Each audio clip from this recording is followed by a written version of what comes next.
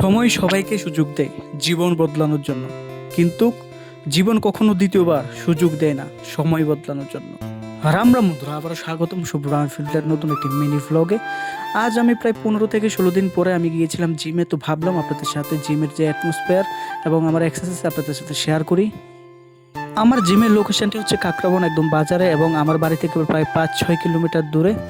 এবং দেখতে পাচ্ছেন, প্রথমে গিয়ে একটু ওয়ার্ম আপ করে নিলাম স্ট্রেচ, কারণ অনেক দিন পরে জিমে গিয়েছি, তাই হঠাৎ করে ওয়েট না নিয়ে একটু স্ট্রেচ করে নিচ্ছি।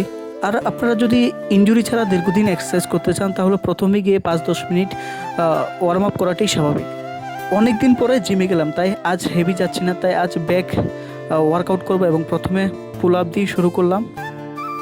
যেহেতু অনেক দিন পরে জিমে গেলাম, তাই হঠাৎ করে হেভি ওয়েট না নিয়ে কম ওয়েট দিয়ে স্লো মোশনে কেবল লেগ পুল ডাউন মারছি।